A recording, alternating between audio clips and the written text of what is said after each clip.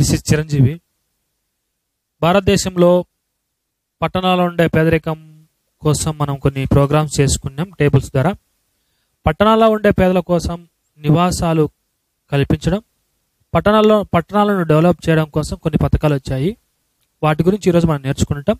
అందులో భాగంగా మొట్టమొదట వ్యాంబే అనే ఒక ప్రోగ్రాం వచ్చింది. వాల్మీకి అంబేద్కర్ అర్బన్ మిషన్ అనే ప్రోగ్రాం. ఈ ప్రోగ్రాం ద్వారా మురికివాడల్లో నివసించే వాళ్ళ కోసం కొన్ని అపార్ట్మెంట్ కట్టించి ఒక్కొక్కరికి డబుల్ బెడ్రూమ్, సింగిల్ బెడ్రూమ్లు ఇచ్చేవాళ్ళు ఒక్కొక్క కుటుంబాలకు. సో అలా వచ్చింది వ్యాంబే ప్రోగ్రాం అనేది 2001వ సంవత్సరంలో వచ్చింది. ఇది నిర్మల్ భారత్ అభియాన్లో ఒక భాగంగా వచ్చిన పథకం అన్నమాట. నిర్మల్ భారత్ అభియాన్ అని ఇంతకుముందు వాజ్పేయి గవర్నమెంట్ ప్రభుత్వం ఉండగా వచ్చింది. సో ఆ టైంలో వ్యాంబే అనే ఒక ప్రోగ్రాం తీసుకొచ్చారు. తర్వాత దీన్ని Jawaharlal Nehru national urban renewal mission, Jawaharlal Nehru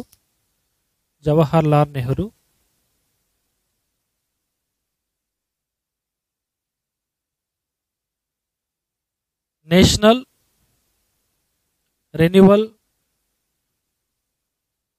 urban renewal mission. దీంట్లో 2 అంశాలు ఉన్నాయండి. ఒకటి బిఎస్యుపి కింద ఒకటి, అలాగే ఐహెచ్ఎస్డి కింద ఒకటి. అంటే basic supply for the urban poor and integrated house development programme. So ఈ బేసిక్ సప్లై అర్బన్ పూర్ కింద ఇది 2009-2010లో వచ్చింది.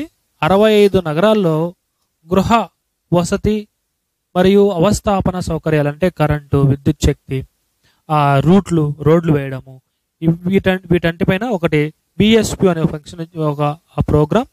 భారతదేశంలో ఉండే 65 నగరాల్లో ఈ ప్రోగ్రాం ద్వారా ఆ నగరాలను డెవలప్ చేశారు. ఆ నగరాలకు కావాల్సిన పేదల ప్రజల కోసము ఇండ్లు కట్టించడము, వాళ్ళకి రోడ్లు వేయించడము, వాళ్ళకి కరెంట్ లాంటివి, విద్యుత్ శక్తి లాంటివి తీసేయడము, అవన్నీ ఏర్పాటు చేస్తారన్నమాట. అలాగే ఈ బిఎస్యుపి కిందికి రాని నగరాలలో వసతి గృహం కల్పించడాని కోసం ఇంటిగ్రేటెడ్ హౌస్ సర్వీస్ డెవలప్మెంట్ అది ఆ ప్రోగ్రాం వచ్చింది. ఈ 2 కూడా ఈ JNNURM కిందకి వస్తాయి.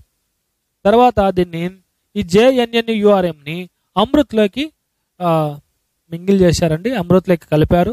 ఈ అమృత్ ద్వారా ఆ సిటీని డెవలప్ చేస్తారు. దానికోసం ఎన్ని సిటీస్ డెవలప్ అవ్వాలి అంటే, ఒక సిటీస్లో మంచి రోడ్లు వేయడం కానివ్వండి, డబుల్ రోడ్లు వేయడము, సరే స్ట్రీట్ లైట్ ఏర్పాటు చేయడము, వీటంటి కోసము ఒక సిటీగా డెవలప్ చేయడం కోసము అమృత్ అనే ఒక ప్రోగ్రాం వచ్చింది.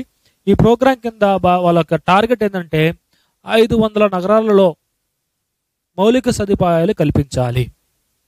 అందులో భాగంగా నగరానికి 10 లక్షలు ఇస్తే దాంట్లో 1/3 వంతు కేంద్ర ప్రభుత్వం ఇస్తుంది, 2/3 వంతు రాష్ట్ర ప్రభుత్వం పెట్టుకుంటుంది.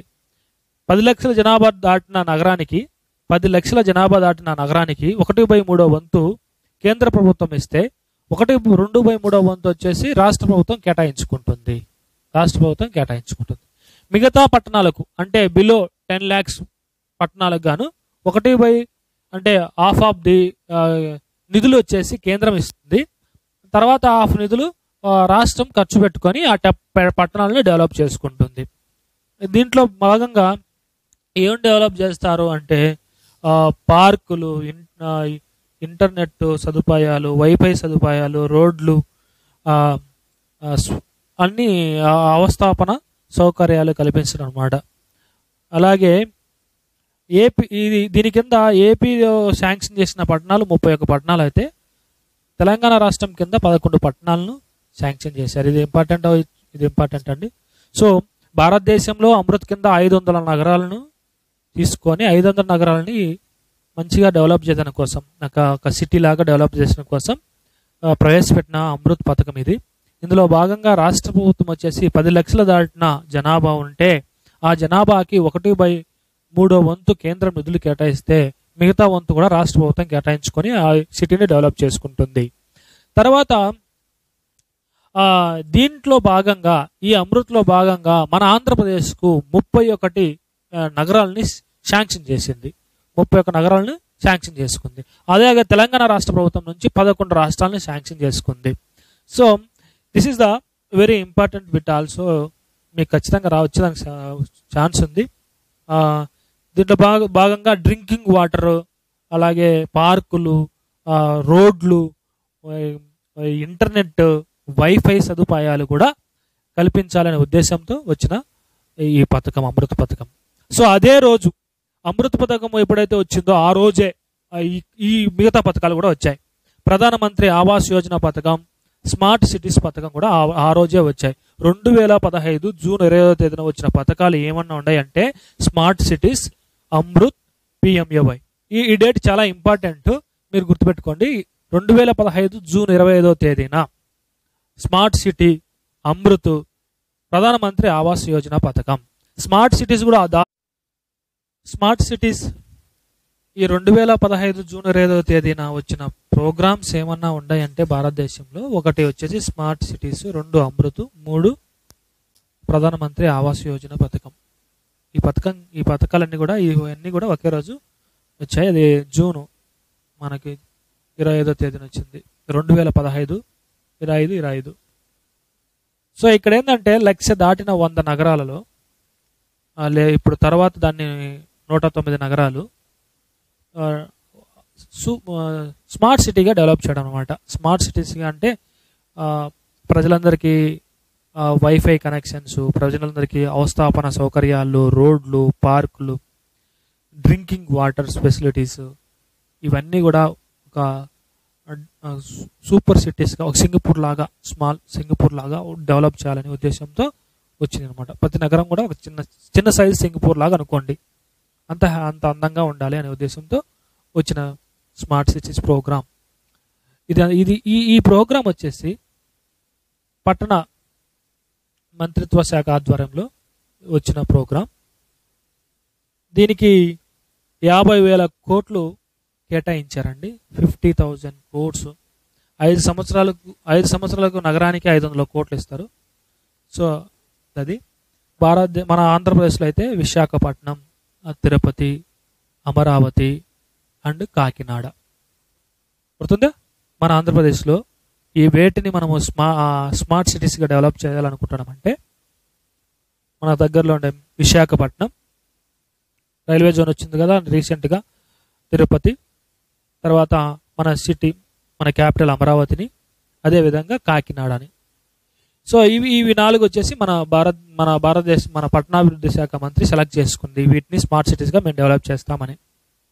అలాగే తెలంగాణ స్టేట్ నుంచి కరీంనగర్, వరంగల్ ఈ 2ని స్మార్ట్ సిటీగా డెవలప్ చేస్తామని వాళ్ళు తీసుకోవడం జరిగింది. అలాగే తర్వాత ప్రధానమంత్రి ఆవాస్ యోజన పథకం. ఇది ఇంతకు ముందు రాజీవ్ ఆవాస్ యోజన పథకం కింద ఉండేది. రాజీవ్ ఆవాస్ యోజన పథకం అంటే ఏంది? ఇంతకుముందు మనకి ఇంద్రమ ఇండ్లు ఉండేటి కదా, అదే గ్రామాల్లో. అలాగే పట్టణాల్లో దాని పేరు రాజీవ్ ఆవాస్ యోజన అనే పథకం అనేది అనమాట. సో పట్టణ పేదలకు ఇండ్ల నిర్మాణం నిర్మించేవాళ్ళు. ప్రధానమంత్రి ఆవాస్ యోజన పథకం ఈ రోజు కూడా వస్తూ ఉంది పట్టణాల్లో. మన ఆంధ్రప్రదేశ్లో అయితే ఎన్టీఆర్ వసతి గృహము, ఇది పిఎంఏవై కిందనే కట్టిస్తున్నారు అనమాట ఆంధ్రప్రదేశ్లో. సో దీనికి కానీ 2022 నాటికి పట్టణ పేదలందరికీ ఇండ్లు కట్టించాలనే ముఖ్య ఉద్దేశంతో వచ్చిన ప్రోగ్రాం ప్రధానమంత్రి ఆవాస్ యోజన ప్రోగ్రాం. 1 నుండి 230 లక్షల వరకు కేంద్రం సహాయం చేస్తుంది. మన స్టేట్ కూడా కొంత సహాయం చేసి వాళ్ళకి ఇండ్లు కన్స్ట్రక్షన్ జరుగుతుంది. అలాగే వాళ్ళకు ఇంకా ఎక్కువ ఖర్చు అవుతుంది, బిల్డింగ్ కన్స్ట్రక్షన్ కోసం ఇంకా ఎక్కువ ఖర్చు అవుతుంది అంటే దానికి బ్యాంకు ద్వారా రుణాలు ఇచ్చి సబ్సిడీ ఇస్తారనమాట. దానికి తక్కువ వడ్డీతో అంటే 6.5% వడ్డీతో రుణాలు మంజూరు చేస్తారు. ఈ రుణాలు మంజూరు చేస్తే ఇంకా మిగతా అమౌంట్ తెచ్చుకొని బాగా ఇండ్లు కట్టించుకొని హ్యాపీగా ఉండాలనే ఉద్దేశంతో వచ్చింది. ఆంధ్రప్రదేశ్లో అయితే 60 పట్టణాలు సెలెక్ట్ చేసుకున్నారు. తెలంగాణ ప్రభుత్వం అయితే 34 పట్టణాలని పిఎంఏవై కింద పేదలందరికీ గృహవసతి కల్పించే దానికోసం ఉద్దేశించబడిన పథకం. సో ఈరోజు ఇవన్నీ మనకి ముఖ్యమైన పథకాలు, నివాస పథకాలు.